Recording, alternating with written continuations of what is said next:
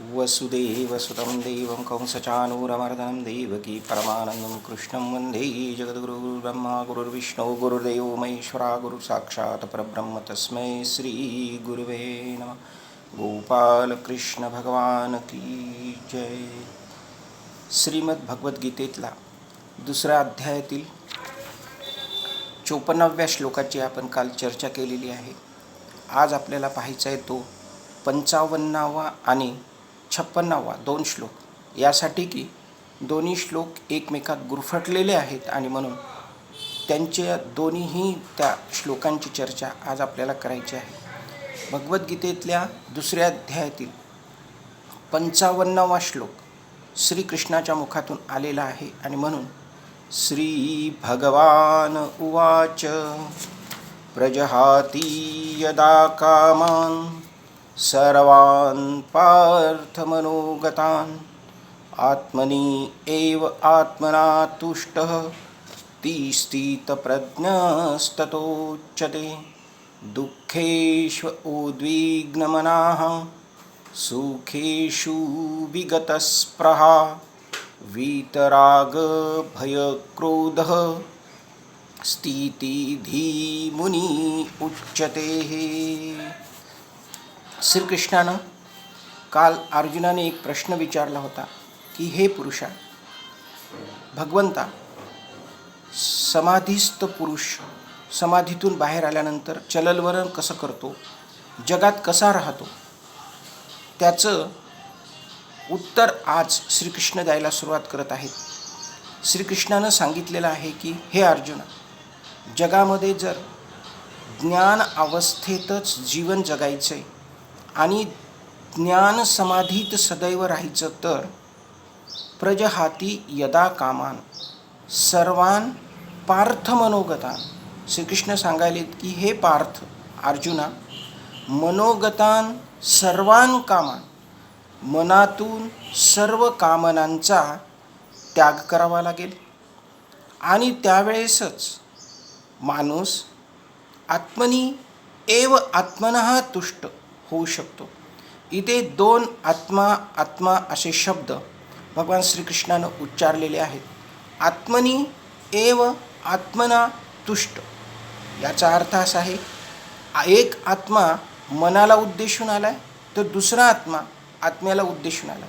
श्रीकृष्ण सांगतात की ज्याचं मन आत्म्यातच रममान आहे तो सदैव तुष्ट असतो, आनंदी असतो, प्रसन्न असतो आणि ही अवस्थाच म्हणजे स्थितप्रज्ञ ततः उच्यते.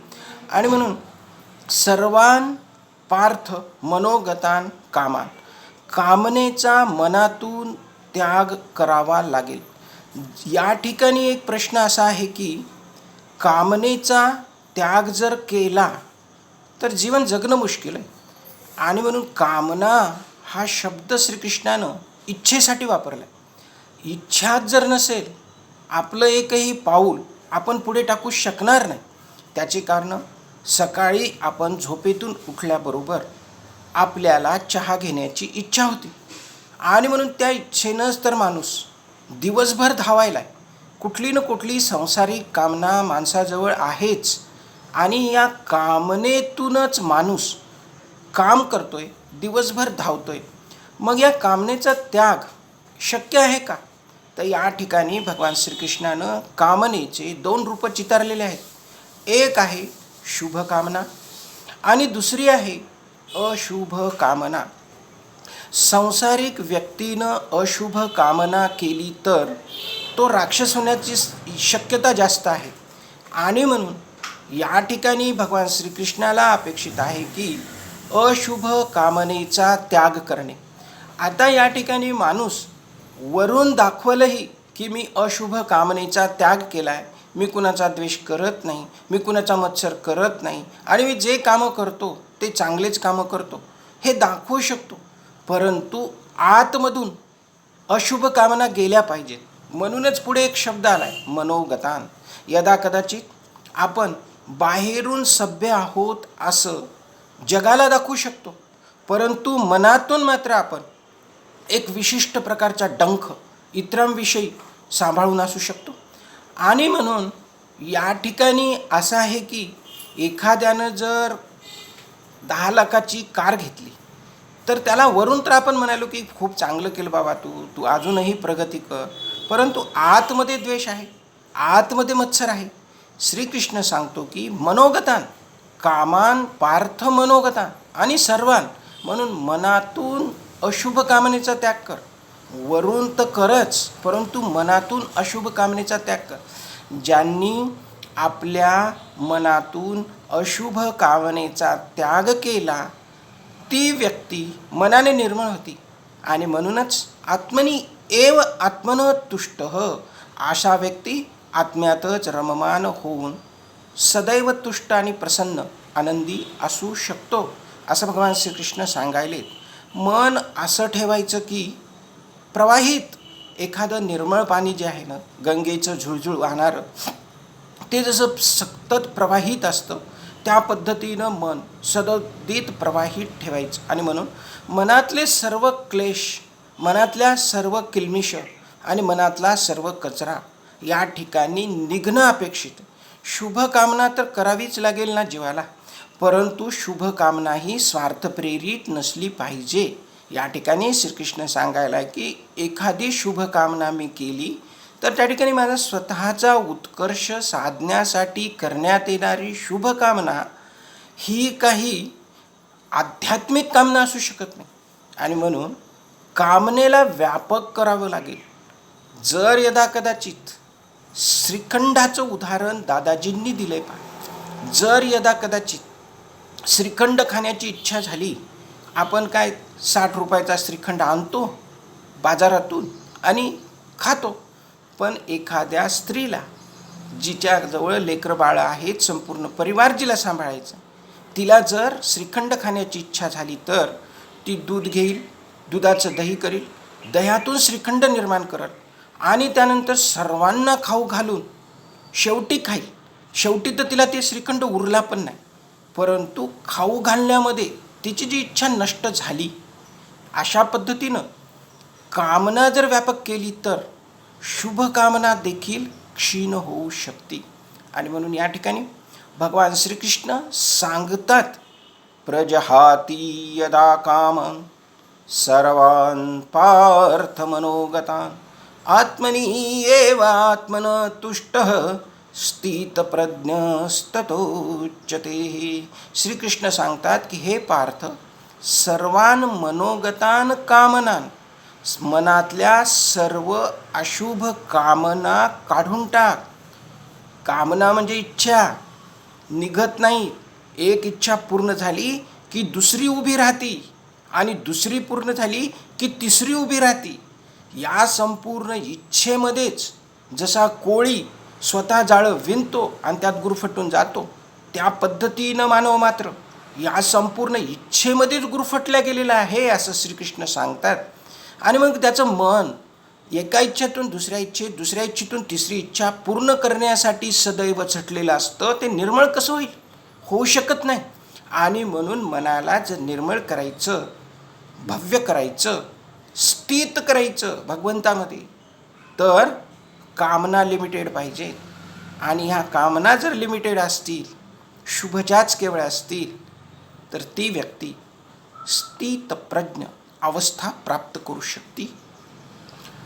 असं श्रीकृष्णानं अर्जुनाच्या प्रश्नाला उत्तर देते वेळेस 55व्या श्लोकात सांगितलंय. आत्ता आपल्याला 56वा श्लोक पाहायचा आहे. दोन्हीही श्लोक आपल्याला या ठिकाणी एकत्र चर्चा करायची आहे. दुःखेषु उद्विग्न मनाः सुखेषु विगत स्पृहा वीत राग भयक्रोध स्थितिधी मुनीर उच्चते. श्रीकृष्ण सांगतात की दुःखाने जो उद्विग्न होऊन जात नाही, सुखात जो वाहवत जात नाही, राग क्रोध आणि भय याच्याही पुढे गेलेला व्यक्ती अतिशय उच्च अशा अवस्थेचा मुनी आहे. स्थित झालाय ना तो भगवंताच्या चरणाजवळ. आणि म्हणून श्रीकृष्ण सांगतात, कामनेचा एकदा त्याग केला, सुख किंवा दुःखात परिवर्तित इच्छा होणार नाही. जीवनाचे दोनच मार्ग आहेत. एक तर आपल्याला सुख प्राप्त करण्यासाठी कर्म करतो, दुःखाची इच्छा कुणी करत नाही. पण सुख प्राप्त करण्यासाठी केलेल्या कर्मातून अनेक वेळेस दुःख उगवतं आणि हे उगवलेल्या दुःखाचीही खंत बाळगता कामा नये असं भगवान श्रीकृष्ण सांगायलेत. कारण कधी सुख भेटल, कधी दुःख भेटल. आईनं लाडू वाढला ताटात, आनंदाने खाल्ला. आईनं ठेचा वाढला, आनंदाने खाल्ला. ही एक अवस्था आहे. आणि म्हणून कामना जर शुभ असतील तर दुःखात उद्विग्न होण्याचा काही प्रश्न येत नाही. कारण या सृष्टीत जे पेरलं ते उगत असतं आणि म्हणून शुभ पेरू शुभ उगवल. म्हणून या ठिकाणी श्रीकृष्ण सांगतात की शुभ कर्म जर करत राहू तर परिणाम काय होईल? अमर्यादित सुख माणसाला येईल. मग अजून एक या ठिकाणी धोका आहे की सुखामध्ये पण वाहवत जाण्याची शक्यता आहे. आणि म्हणून श्रीकृष्ण या ठिकाणी हे सांगतात की सुखेषु विगत स्पृहा, सुखाची पण स्पृहा, इच्छा, मोह किंवा लोभ असता कामा नये. विगत त्याच्याही पुढं जा. कारण शुभ कर्माचे परिणाम सुख आहे. दाही दिशेनं अमृतवर्षाव होऊ शकतो सृष्टीने जर कृपा केली तर. पण त्यात माणसं वाहवत जातात. सुखामध्ये माणूस दुसऱ्याला विचारत नाही, उलट दुसऱ्याची निंदा करतो, टिंगल करतो, टवाळी करतो आणि मी किती सुखी आहे, मी किती श्रेष्ठ आहे दुसऱ्याला दाखवण्याचा प्रयत्न करतो. आणि म्हणून या ठिकाणी भगवान श्रीकृष्णाने रेड सिग्नल दाखवलाय की कामनेचे दोन परिणाम, एक आहे दुःख, दुसरं आहे सुख. दुःख एकदा कदाचित प्राप्त झालं तर त्याची खंत बाळगता कामा नये. त्याचं कारण काय आहे की कुठेतरी पूर्वकाळी चुकीचे कर्म झाले, चुकीच्या इच्छा झाल्या, त्याचा परिणाम म्हणून आज फळ जे प्राप्त झाले ते दुःखाचं झालं. त्यातूनही आपल्याला खंत न बाळगता सहन करावं लागेल. त्यानंतर शुभ कर्म करू तर या ठिकाणी सुख येईल. हे सुखही सहन करावं लागेल. ज्यावेळेस आम्ही चांगलं काम करू त्यावेळेस भय राहणार नाही, अजिबात राहणार. भीती कशातून येते? भीती येते केवळ नीती बिघडली म्हणजे. आणि म्हणून आम्ही जर चांगलेच कर्म करत असू तर भय राहणार नाही. भयाच्याही पुढे माणूस जाईल. वीतराग भय क्रोध. आणि म्हणून या ठिकाणी भगवान श्रीकृष्णाने अजून दोन शब्द वापरलेत, राग आणि क्रोध. आपण मराठीत राग क्रोधाला म्हणतो, पण या ठिकाणी भगवान श्रीकृष्णानं राग हा शब्द उच्चारलाय. तो केवळ प्रेम, आसक्ती, लोभ, मोह यासाठी. कारण का तर अधिक आलं अजून अधिक यावं याचा लोभ जडू शकतो. वस्तूवर प्रेम निर्माण होऊ शकतं. म्हणून श्रीकृष्ण सांगतो की रागाच्या, लोभाच्या, मोहाच्या वर जा. क्रोध, इच्छा केली शुभ, ती पूर्ण झाली तर मोह येऊ शकतो, राग निर्माण होऊ शकतो. आणि नाही पूर्ण झाली तर क्रोध येऊ शकतो. पहा श्रीकृष्णानं क्रोधाचे दोन परिणाम आहेत. एक आहे इच्छा पूर्ण झाली की चित्ताचं पाणी गढूळ होतं, लोभ अधिकाधिक वाढतो, अधिकाधिक इच्छा निर्माण होऊन अधिकाधिक सुखप्राप्तीकडे माणसाचा कल असू शकतो.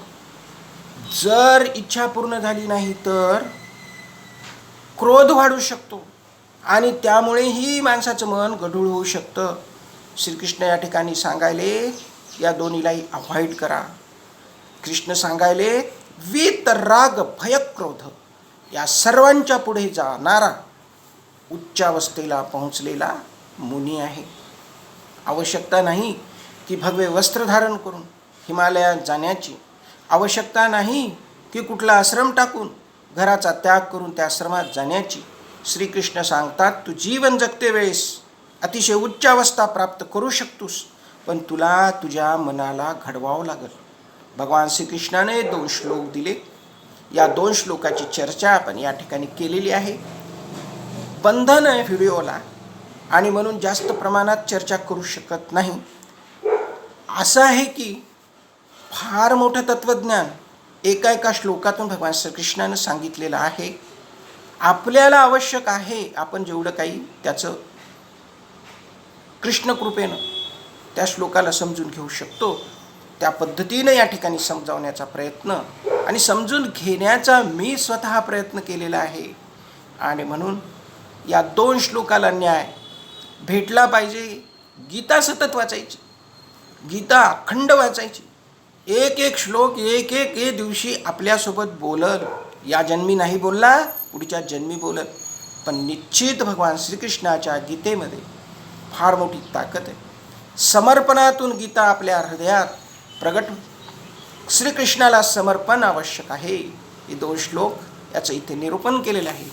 आणि या ठिकाणी भगवान श्रीकृष्णाच्या कृपेनं प्रगट झालेल्या वाणीला विराम देतो. गोपाल कृष्ण भगवान की